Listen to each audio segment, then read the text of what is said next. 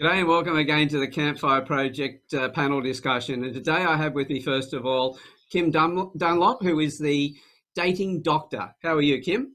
Really good, Alan. Nice to be here. This is your first time, so we're looking forward to having a chat with you today. And we have Nathan Simmons, who is a leadership coach and trainer. How are you, Nathan? Doing well. Good to be here again, Alan. Fantastic. And we also have Thomas Graham, who is an Indigenous radio personality. How are you, Thomas? Good, mate. How are you? Really good. Now, we had a bit of a discussion earlier on, listeners, about what we're going to talk about today. And we thought about counting self or as opposed to discounting oneself. Now, is that selfish to count yourself? Is that about, what is it about self? What does it mean to love myself and others will judge me and think, am I a wanker if I do that? What does counting self really mean? And so what I'd like to do is start the conversation off by, if I can pass it over to you, Kim, to get us started on this, and you can get the ball rolling for us. It's a great topic, Alan, counting oneself. And I have to agree with your sentiments. A lot of people think that it's actually about being selfish, but I feel it's about putting oneself first and looking at your own needs before you can actually look at helping someone else. I think in terms of the counting or discounting self, I think in society, we've all grown up in society where partly it's been seen to also think that if you are counting yourself or you're talking about yourself in front of your peers or at work, that you are like a bit of a wanker, or you are someone that's, really, very selfish or always talking about yourself. But I think what I'm seeing a lot and working with people in the space that I'm working in, I'm seeing a lot of people discounting. And this, I feel, comes back to a level of judgment. I think, in the face of society, we are constantly just discounting ourselves, and we're actually not counting the little things that we're doing. And, if you do something bad, it means, I've done a bad thing. I'm just going to discount myself. And I think, it's just looking at those sort of perspectives and really going, what is it about that? Why do I keep on discounting myself? Why do I keep on putting self down? Why am I sabotaging myself or, not, seeing myself in a good light? Like, it seems like it's a negative connotation. And I think we need to look at it as more of a positive connotation and looking at our state management. Yeah. So is that coming from a point of worrying about what other people think more than really focusing on ourselves in the first place? I think so. I think there's a lot of external validation going on in the world with people, and we're not looking at our own internal authority. We're judging ourselves against others. We're comparing ourselves against others. And so in the face of it, we're then discounting. So if someone was achieving something, we go, oh, I'm not good enough. So we're discounting ourselves in that eyes because that person is achieving something more than what we are. So yeah, I think it is. I think it's a big thing. Wondering if that's got a connection to, like in Australia, we have the tall poppy syndrome. We don't stick our heads up because we'll get our head cut off if we do. We've also got the, always, if you said to somebody, are you going to go and win the competition you're going to go into? They start discounting what they're going to do. They don't turn around and say, yes, I'm going to do the best I can. I'm out there to win. I'm going to go for it.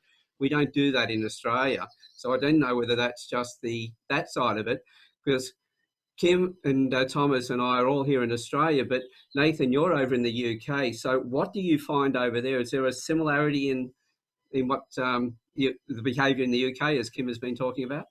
Yeah, I think it's a very human behaviour. I think that discounting self is massive. And as you're saying, it kind of the analogy that comes to is used quite a lot in businesses over here is sticking your head above the parapet. So that tall poppy syndrome, is that still actually, have I got something to add here? But if you're using the analogy that you have to stick your head above the parapet to get hurt, it automatically means that you're having to defend something, or you're worried that your head's going to get shot off. So rather than do that, you discount yourself just to keep yourself in that space of certainty and safety, and think, well, if I just keep my head down, it doesn't get cut off. You know, if I'm not playing outside of that comfort zone, people don't see, you know, they don't have anything to aim at if they're going to shoot me down. What have you found, Thomas? Well, I'm just glad I'm on this call to listen to you amazing people, because I was happy just listening, because I was so on the money. But it reminded me of this story about a scientist put a flea, I think it was, in a jar and put the lid on it, and because it jumped so high, it would always hit the lid, and so it customly restructured itself to just get below the lid, where it wouldn't knock itself out, where it wouldn't even hit the lid, and then it would do that. Anyway, the scientists come back about 3 days later and took the lid off, and so the lid was off, but the flea was still jumping to that capacity. And so until it until the baby flea could jump out, it then restructured its mindset. And so I think we have, I'm just going to say this, I've been in a jar all my life. And so the lid is either on or off. I'm either jumping as high as the lid, or I'm jumping beyond the lid, or I'm jumping underneath the lid.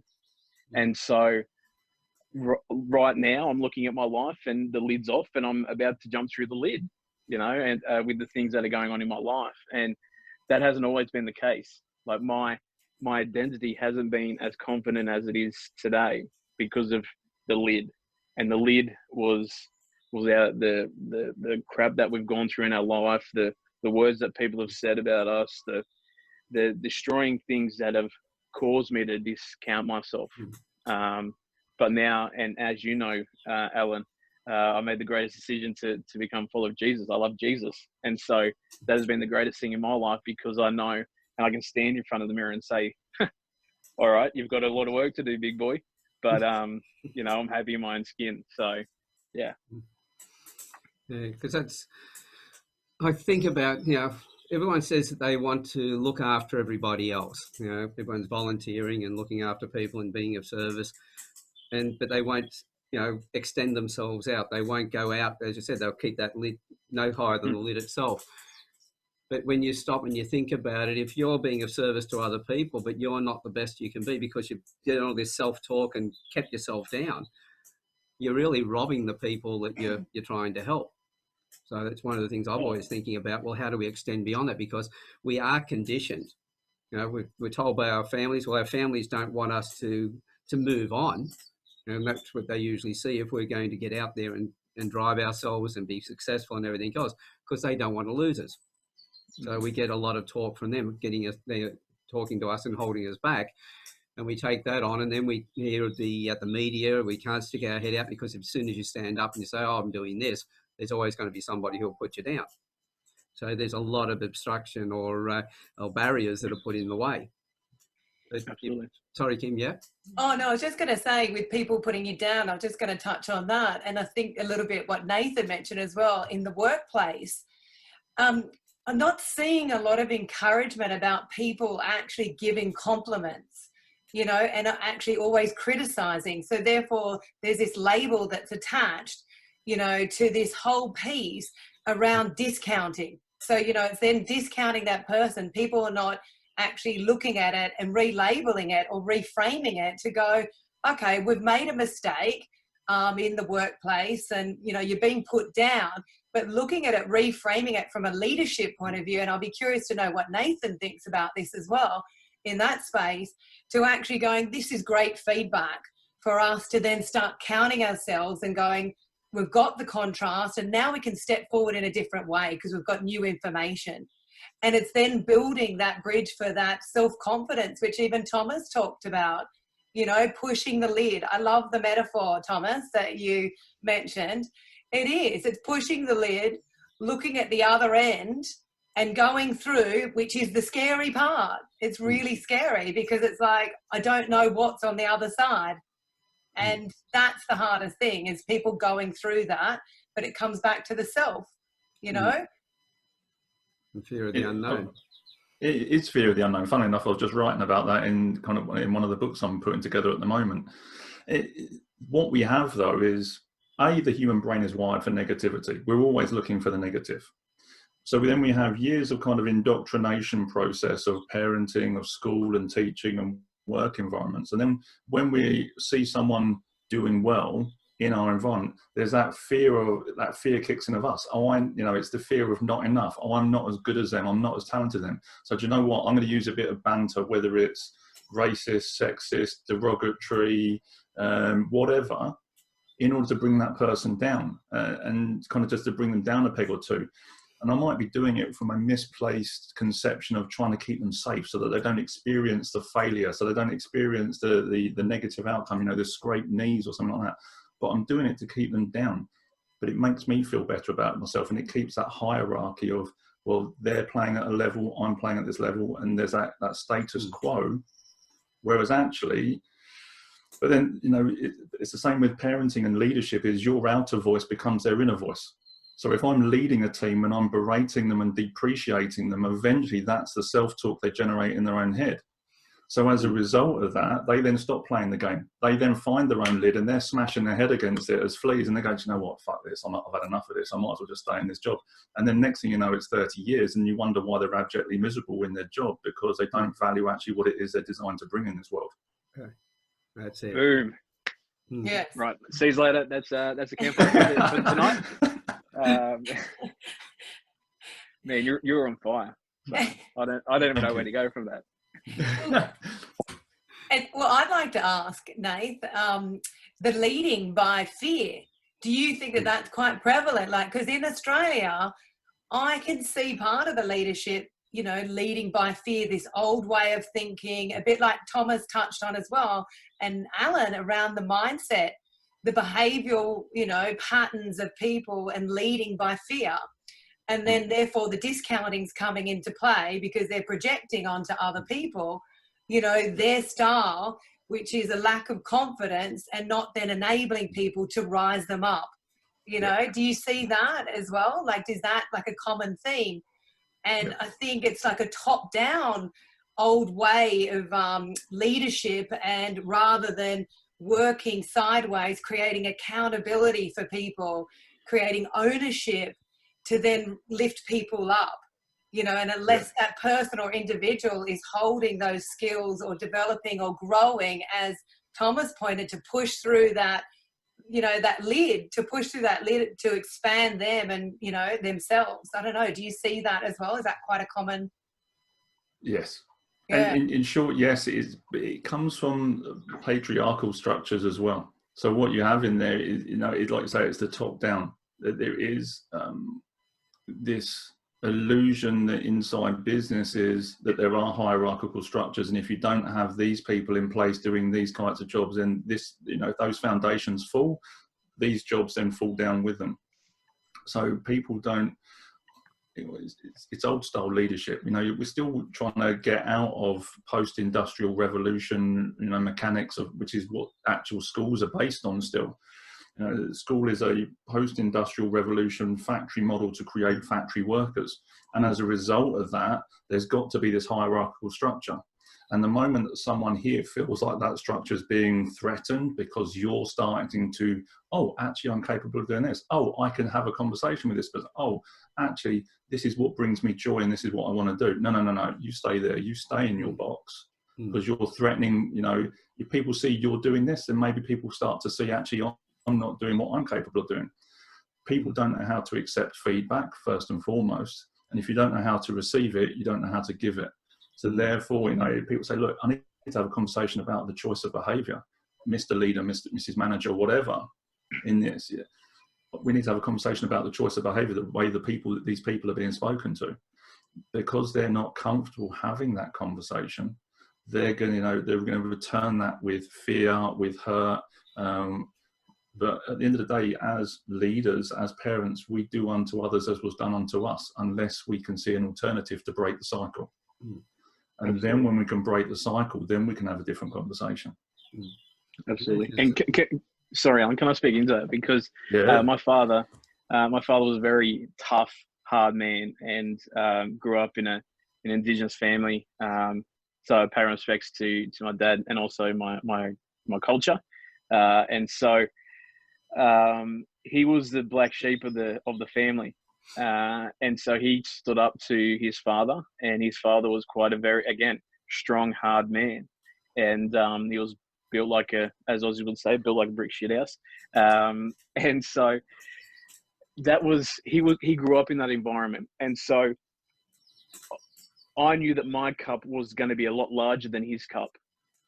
And so the way and the amount that he loved me might be at his capacity, but was never going to fill me, because I might have a 10-gallon or a 10-liter cup and Dad's only got a 1-liter cup. You understand that analogy? And so it took time for me to realize that. And so moving into a more leadership kind of role, I've owned a few online businesses and been in leadership the last 10 years ever coming into my faith. And I've always been taught that if you want to have the biggest tower or the biggest business or the biggest whatever house in the street, it's not going to be at the expense of someone else's. And so when I take that into my teachings or my leadership, I take whatever that person is working for me or with me, and I go, okay, yeah, let's sort that out. But that guy or that business that's next door, that's doing the same thing as me, I'm going to bless him as well, right? I'm not going to go on his Facebook or social medias or anything like that to go, he's crap, his prices are too expensive, you know? If he's got a good product, I'll put it on my socials. Like, that's what I'm about. And so that's seeped through into a lot of my interactions with people and especially the what some would say the lads or the hood people. And they come to me because I tell them the truth, right? I see them for a person and I say, like, what's going on? Why are you doing that? Like, I had some kid sitting there and he's on my iPad and he was on the run. Next minute, someone looks up and 2 cop cars pull up, and next minute he's running, he's gone. I'm like, oi, I want my iPad, mate, you know? And so I said, get your shit sorted and come back and see me. And so that was my way of saying, you know what, I love you, sort your crap out, and I'll be here when you get back. And so he come back 3 years later. He came back and knocked on my door and said, hey, Big Tom, how are you? And so that's like my philosophy is, if someone else's life is doing better than mine, I'm happy with that, because I know mine's just catching up. So I think that's the thing you can actually move towards. Whereas, you know, as you said, Nathan, the education system, not being broken but designed for an earlier time, was about making everybody a certain level, bringing everybody up to a point, but nowhere beyond that. Nobody stepped beyond it. If anyone did, we brought them back down because it broke the status quo. We were getting people ready for the factories and the industrial age. So now, changing our thinking, and this is where I love that analogy there, Thomas, because if you want to grow, you don't look at somebody else who's up here and be angry about the fact they're up there or feel jealous or anything else. I go, right, well, tell me how you got there so I can do the same thing. And so as I can then raise, I'm then going to be open to anybody else who comes up to me and says, well, hey, I love where you're at. How did you get there? And I'll give them everything I've got. absolutely. And Quickly, like last week, I was in a kitchen, first time back in a kitchen in 3 years, being a qualified chef. I came in as a dishy, right? Just doing dishes with the first year apprentice. And the first year apprentice was teaching me how to do dishes. And I'd been in the industry for 9 years. And so, but that I knew it was his place. It was his kitchen. And so he had rule and reign over me. My experience was 9 years, but he was more qualified in that kitchen. And that's what I tapped into. And yeah, like I humbled myself because I knew. So, and I enjoyed it. I was loving it. I didn't even care. So. for me, what you discussed just then, Thomas, as well, and Alan, you know, comparing yourselves or looking at other people, for me, that points to responsibility. And like what Alan said, and you said, Thomas, as well, you knew where you wanted to get to. And Alan said, you know, if you want to mirror someone or get to where they are, you can ask them how you got there. And I think if we all take responsibility of our powers, and people, I think, forget about our powers, we've got our own powers. And I feel that if we're blaming others, we're actually forgetting about our powers and our powers to actually step in and actually go, well, I can choose my thoughts, I can choose my feelings, I can use my voice, and I can take the appropriate action if I want to get there. But then pointing back to what Nathan said, it's then looking at the fear. What's the fear that's stopping you from stepping forward? And I think that's a big challenge for people. So then they discount themselves, go back into that space and go, no, I can't get there. But for you, Thomas, you push through, and I love that. And other people have got that opportunity. Like, there's so much to kind of tap into, but we all have fears, and it's just about pushing ourselves and trying to get uncomfortable to actually get through those fears, but identify them and what those fears are for us, because all of us have different ones. And it's a big job for all of us to reprogram ourselves, because all the way through our lives we've been taught to do what we've been doing in the past. So to do something new has always been a challenge for us all. It's like, I've worked with so many bosses and different people who were at a certain level in their organisation, and anybody who was coming up, they always made sure those people never came up to their level. It was like, I need to be indispensable in this job to have value. And I see that as robbing yourself when you're at that point, because how can you grow? The only way you can grow to the next level is by getting someone else to come up to your level, and you make yourself redundant in that position. Even more than that, you can grow. I can say even more than that. It's the same for me. Parenting and leadership are not two sides of the same coin. They're one and the same thing. And parenting, whether it be biological or your primary caregiver, is the most expansive leadership journey you will ever go on. And there is no parent on this planet that wants their child to be equal to or less than them. Categorically. And when you get this mindset into leaders, and kind of going in a little bit into that direction, it's my responsibility as a leader to be superseded by the people that I'm developing. That's it. Preach. They need to become better than me. They need to go beyond, because that's how life evolves. That's how the world evolves. It comes back to kind of, we have this division, and it's servant leadership. So when you talk about the real religious, drivers and philosophies, I don't know. This team doesn't work for me. I work for them. I'm here to remove the blockers for them to be the best version of themselves. I'm here to kind of sow those seeds so that actually they start to ask questions, rather than standing in a pot wash. Hold on, I'm better than you. I shouldn't be here. I'm meant for more than this. Actually, what can this person teach me about this pot wash room? What can this person teach me about this kitchen that only they get to see from their point of view? And if we start asking questions rather than getting caught on our words, we start to learn more about actually what's going on in the world. And I think, as you said, the leadership and the parenting, people look at them separately. It's the same process. If you look at, they talk about business relationships. Well, there's no such thing as a business relationship. Every relationship is a personal relationship. And when you start thinking that way, and you start realizing, say at work, for instance, in that business relationship you're trying to build, you now realize that's a personal one, and you start doing that with those people, you start building personal relationships with everybody else. But when you give it the different titles, it's hard to connect the two. But once you just say, hey, no, this is a personal relationship, we start doing it right across the board, and that changes where we're at. But it's a case of, the old definition of a good business person was somebody who employed people who were smarter than them, or could do the work that they couldn't do and didn't want to do, so that they could go on holidays. And while they're on holidays, the company would not only survive, but it would thrive in their absence. And everyone talks about working on your business, not in your business. Well, that can't happen unless you've got that first part right, where the the people have taken ownership and everything else. As you said, Nathan, your job is to remove the blocks.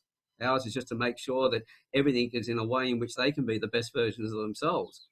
And as I say, you hire people on attitude and you train them for skills, but you train them in a way in which they can leave, but you treat them in a way in which they don't want to leave.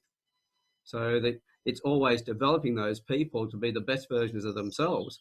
And if you're giving them everything that you've got and they bring their part to the table as well, they have to be better than you. And you can take a great deal of kudos out of that and self-pride that you've done your job right.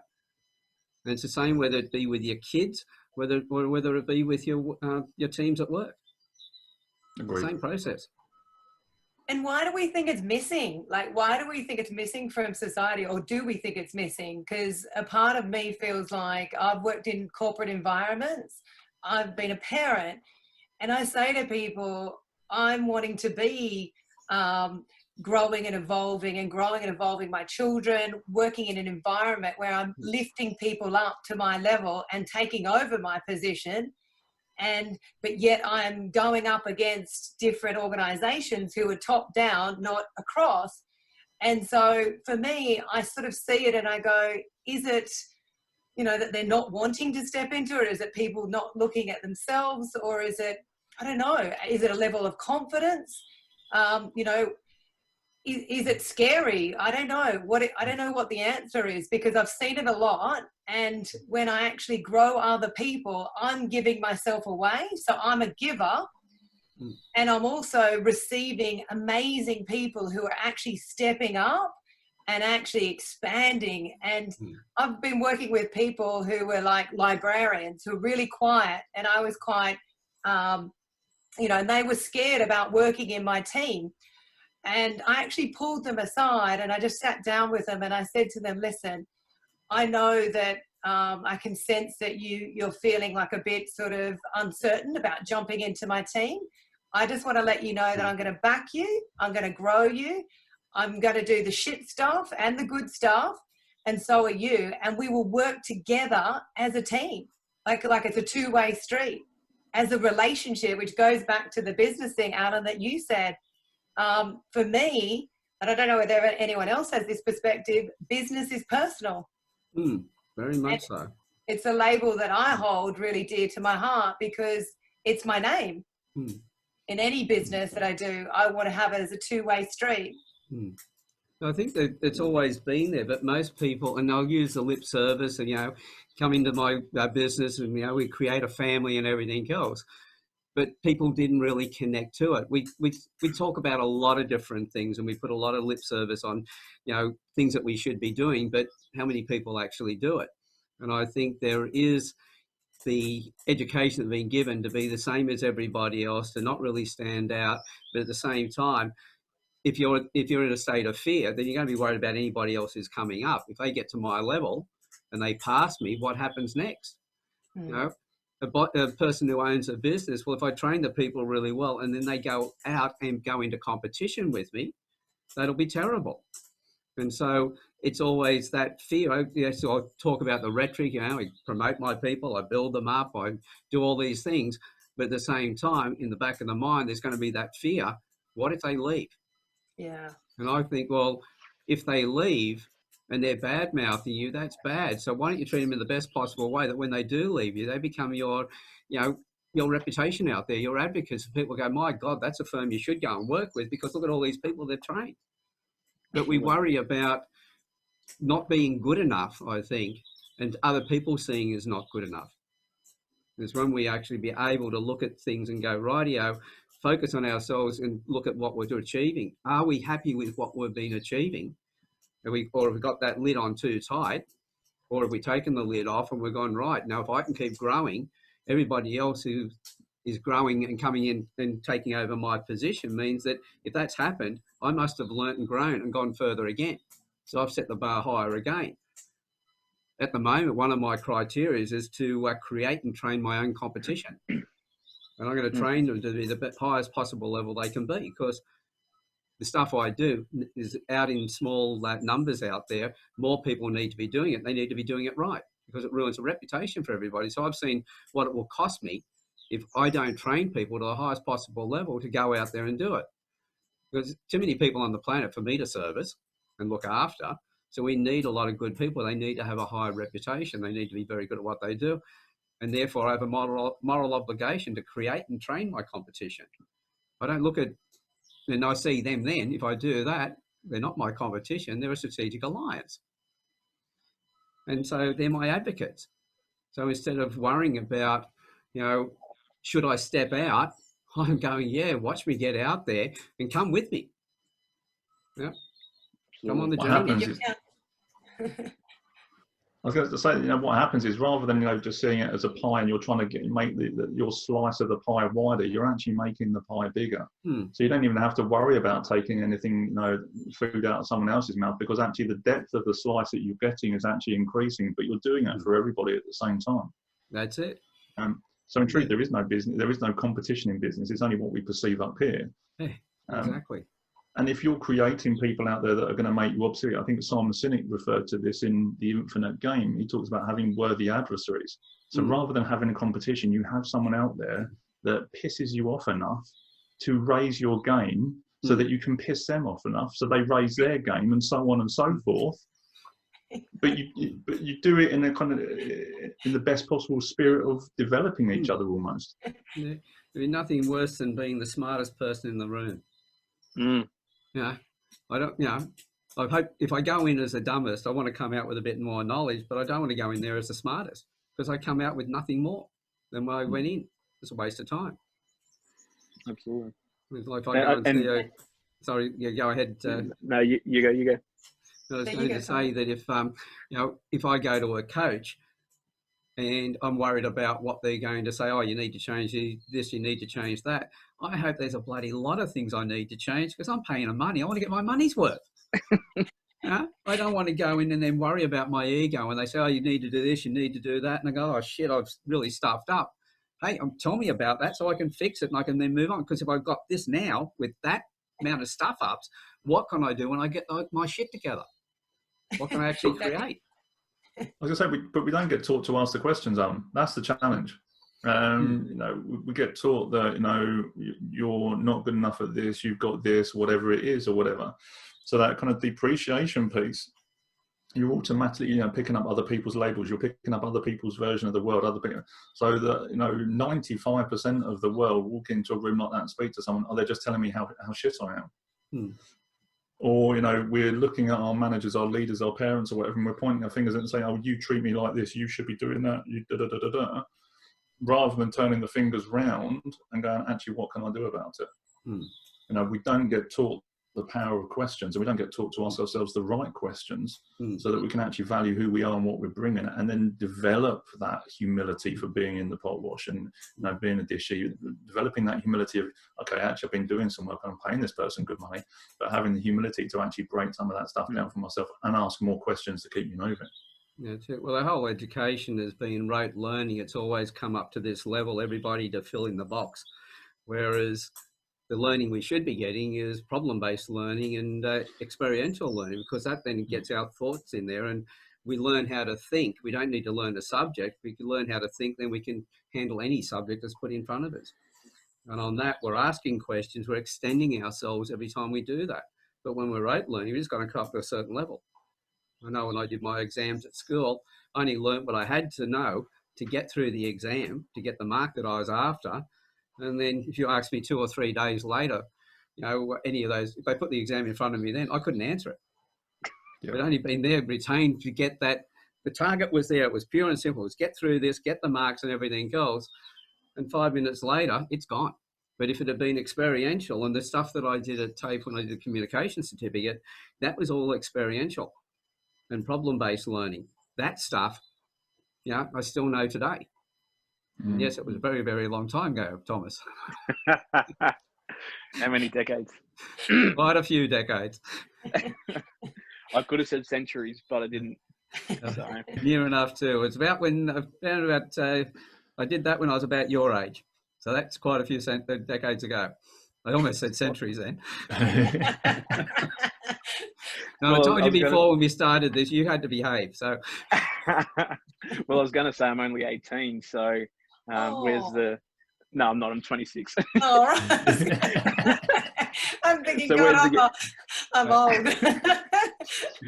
But what I was going to touch on before, Kim, you touched on it, and then you brought it back up, Nathan. But I want to go back to what you said something right at the beginning, Nathan, about we were wired that way, and so our mind was wired that way right in the beginning, and so our mind has been wired by the system. And so coming back to what Kim was saying before, is we're just naturally wired to go through that motion. And so you've just made a decision to not be that.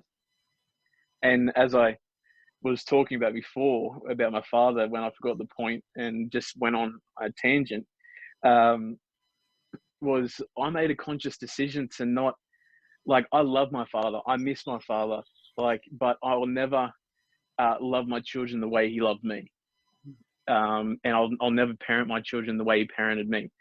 Not because he was too tough, just because what he focused, what he was learned and brought up, and the way he was born. I just don't want that. Like that's my dad's family is one of 10 kids, and so it's quite a large family. And so I just want to make sure that I'm loving my child the best that I can. I've just made a decision. Like, oh yeah, it was God, or it was my religion, or it was social media, or no. I made the decision to go, I love my father, and that's how he was brought up, but I'm just going to do the different, you know. And Kim, you've done that in business, you know. You've seen the system, and I'm quite the same. So I'm preaching to the choir, and so I've just looked at the system. I'm like, I'm not gonna treat my people like, I'm not gonna treat my employees like that, because I want them to be blessed when they walk out the door. You know, I want them to come in feeling blessed and leave blessed. You know, that saying, the grass is always greener on the other side. Yeah, Kim, because you're watering it. Like And- that's that. Yeah, go on. Go. And what you're doing, Thomas, as well, is rewiring and refiring. And I look at it as the contrast. Your dad gave you the contrast of what the path that you want to go on, and you're taking full ownership of that and being responsible and actually checking in with that. And I resonate with you on that story as well, because I had a very similar story with my dad. And, you know, my dad told me I wasn't going to amount to enough at the age of 17, and it was a projection from him. And I look at it now as a gift, and I go, thank you for that gift, and thank you for giving me that gift, because it wouldn't have triggered me to actually step in to actually look at a new pathway. So that was the growth. That was the growth for me. Absolutely. And so now with what I'm about to jump into and beyond, like I'm about to co-author a book at the age of 26. I'm about to start a film series, and also a podcast. And you know what? It's all around my father's culture. You know, I sit here now and I've thought about how would I show my father his culture? And yes, Alan, Kim, you would understand the cultural difference or cultural struggle that we've had over the generations of the nation, you know. And so there's a lot of pain, but there's also a lot of joy, you know. And with the people in our culture, I want to showcase the joy, but also not dismiss or not discredit what they've gone through, you know, because although we've gone through that, we can still put a smile on our face. We can still love one another. We can still support our people with whatever we have, you know. If you go out to the West, into actual country, people don't have much. Like I shared a few times on the Campfire that I took 10 tons of bottled water out to Walgett with my personal trainer at the time, and the Curry Bulldogs here in Newcastle had donated all that. And so it was all donation based. We just had to get to Walgett. And so, but when you drove into that place, and now it's a lot better because, praise God, there's been rain up through there. So the rivers have water in them. But it was bleak, man. It wasn't, I'm like, man. But as soon as we got to the place, Carb, his name was, I'll never forget him. He was an absolute crack. He put put you in stitches, I tell you. And that's my culture. And that's what I want to show my father, is that although he wasn't brought up in the best Aboriginal family and the most supportive, but our culture is yeah. Sorry, I think it's I was really preaching. really important to know the past and everything else, because all of that then becomes the history. We need to know that. We need to know the good and the bad of the history, so we don't repeat any of the stuff that was bad. But in that process, at the same time, we need to then look at, well, what have we become? And take, as you said, really celebrating what you've created. Because when you look at, if you're only just looking at the bad and that's all you can see, then that's all the future you're going to have as well, because you repeat that. But the thing is, make sure that we know that we keep sure that we never repeat that history again, but rejoice on how far we've come, because that shows a measure of the resilience and everything else. And that's the part we should be celebrating. Absolutely. And quickly, I'm not hung up on the ideal of getting rid of racism, because if we love more, racism diminishes, it goes down, right? So the more we love one another and support one another, that will be taken care of naturally. And so I'm not out to fight racism. I'm not out to be the one that creates, well, I want to create change in that, but I'm not going to abolish racism. It's been here generations before my life. But you know what? I'm going to love that person that was just being spoken to racist, you know? And I'm going to love him, and I'm going to love the guy that did it, right? Because one, you can see on the face of the Aboriginal fellow that just got called so-and-so, right? So we can both see it. So the Aboriginal fellow's crying or whatever, just saying, right? Theoretically speaking. And I'm like, bruh, like I love him and I love you. So why speak to him like that? You wouldn't speak to me like that. We share the same blood. I share the same blood with you, and you share the same blood with him. You know, we all have the same color heart. We all have the same color blood. And so we all breathe the same oxygen. Has he got an oxygen tank on his hip? I don't think so. So, you know, like, let's just love more and build that tower up as high as we can. Yeah. Well, whenever you fight anything, like you want to fight racism, or you become part of the problem, what you focus on, you get more of. But, you know, it's a case of all lives matter. I don't segregate and look at the fact of, well, if it's let's cut out domestic violence, period. Don't put a sex on it or anything else. Treat everybody, you know, just say, look, the act, we need to get rid of that. And that's what the Campfire Project's been about. It's everybody coming together. Don't matter about your gender, your culture, your religion, or anything else. It's about the respectful conversations that we have and how we then come together. And if we just take that attitude elsewhere, then you're just talking to people and you fix their problems immediately. They disappear. Absolutely. Like, let's just label the lid a lid. You know, like it might be black, it might be white, but it's a lid. And so, like, let's not, like, people ask me because of my faith, do you see color? Absolutely, I see color, right? Because that's how God's created us. But do I see a different lid? No, I don't. The lid's still the same. It's still doing the same purpose, you know? Kim, we've lost your sound. Yeah. Oh, really? Oh, okay. No, I'm good. Yeah. What just jumped out for me when you were talking, Thomas, is you're counting yourself and you're counting the people around you, and you're encouraging other people to count themselves as well in that process, rather than discounting themselves because it's this, you know, blaming or judgment or whatever's coming up for them, or the fear, you know, what Nathan said before. And, you know, but it's the valuing of self.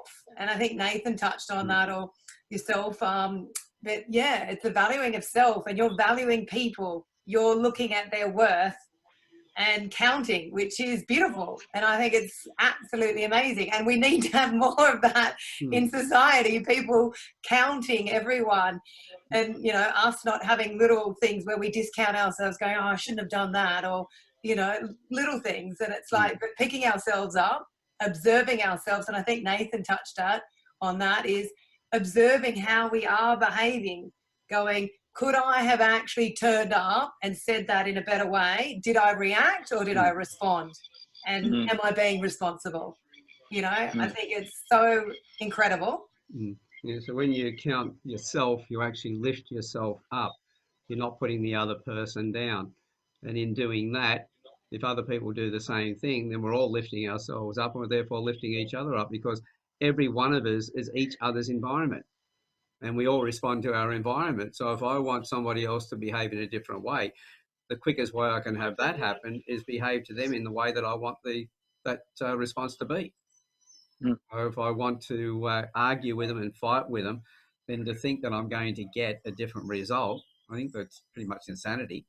But if I behave in a certain way to them, I know that they're going to respond in relationship to that. So I then have to pick the best way that I can be, so that they can be the best that they can be as well.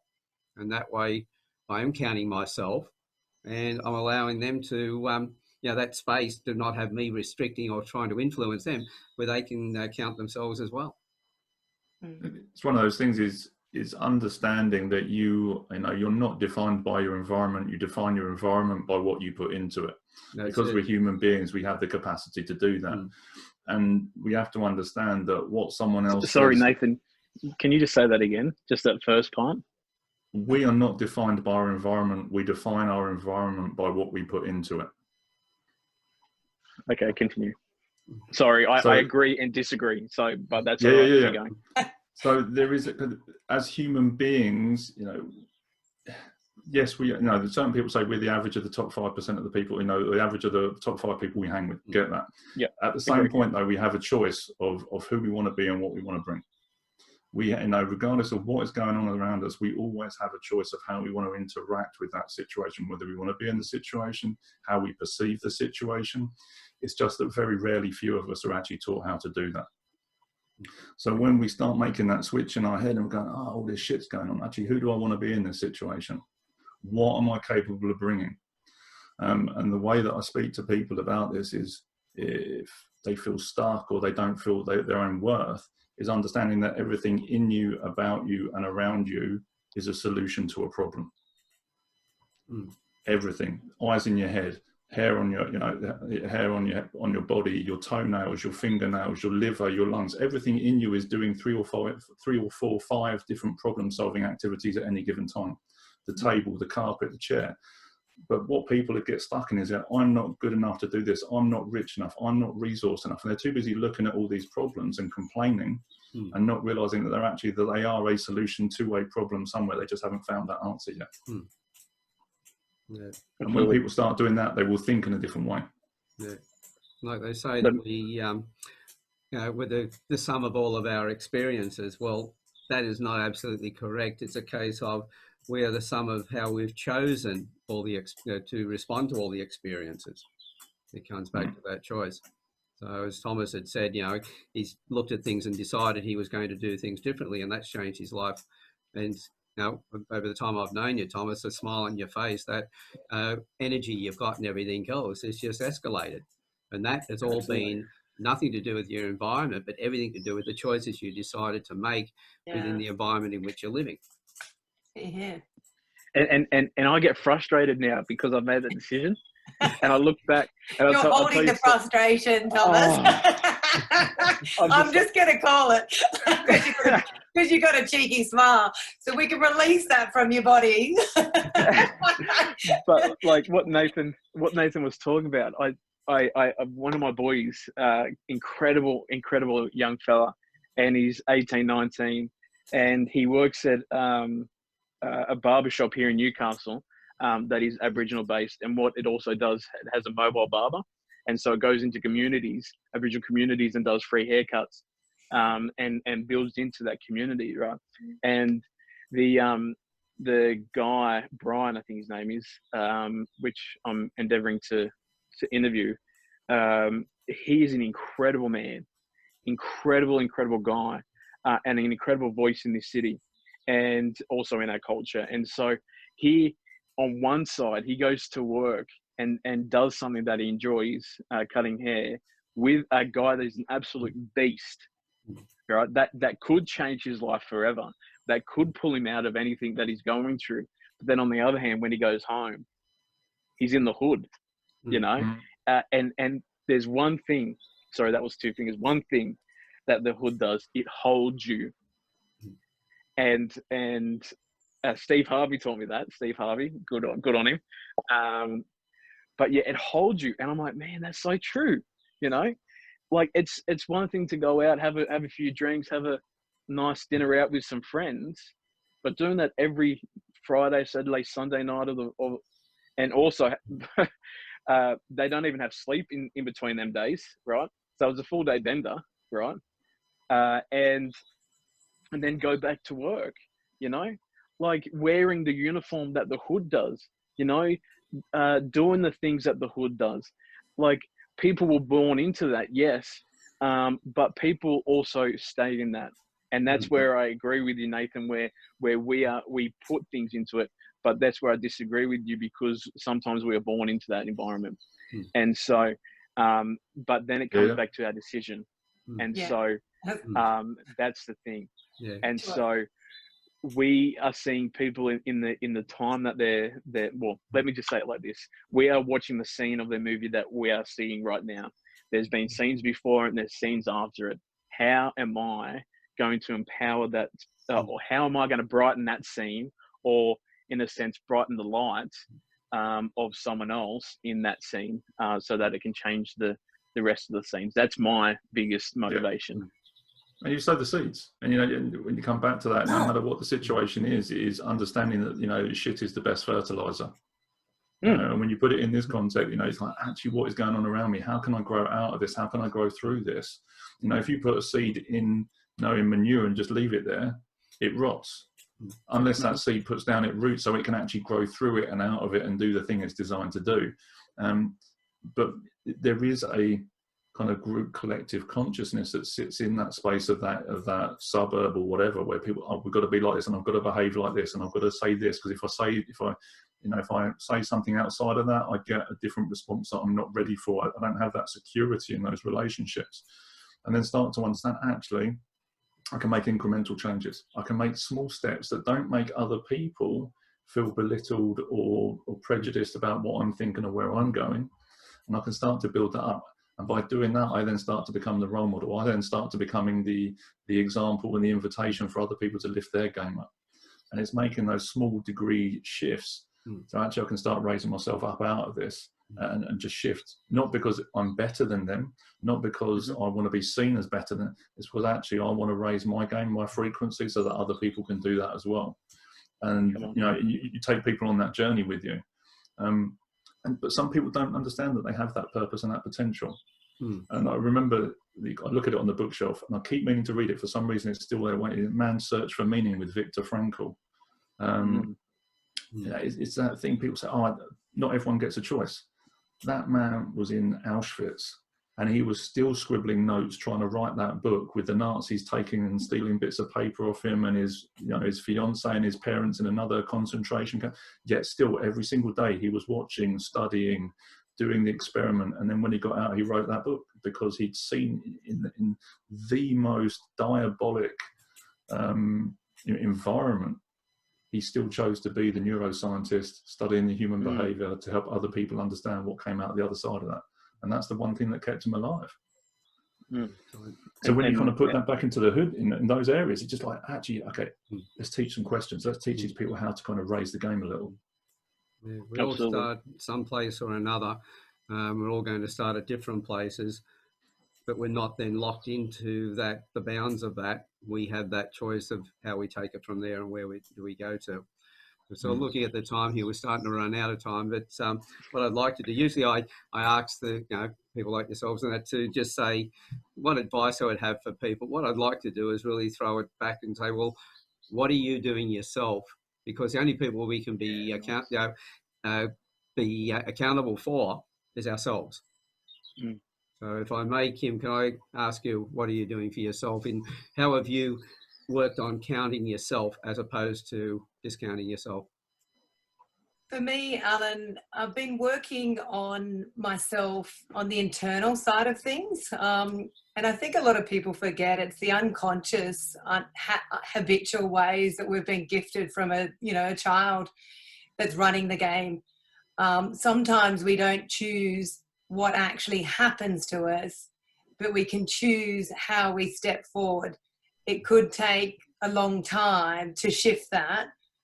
For me, I look at processing stuff on a daily basis. I want to lead by greatness for my children. I want to lead by greatness if I'm working with people.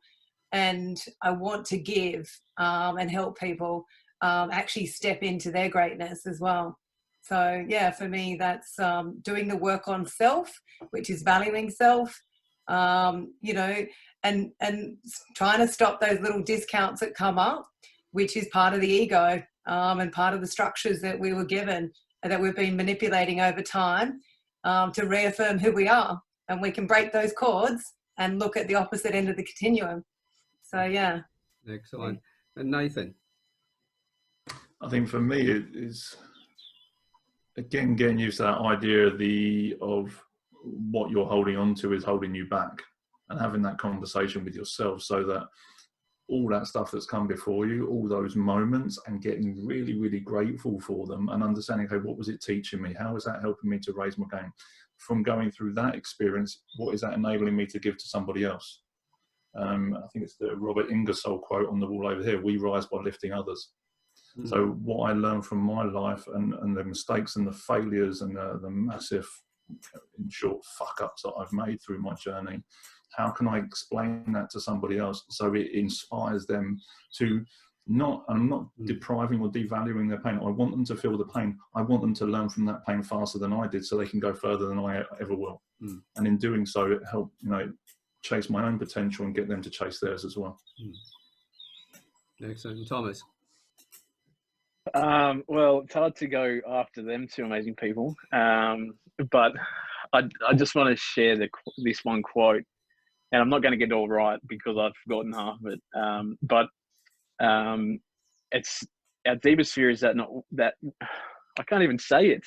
Our deepest fear is not that we are inadequate. Our deepest fear is that we're powerful beyond measure. It's our light, not our darkness, that most frightens us.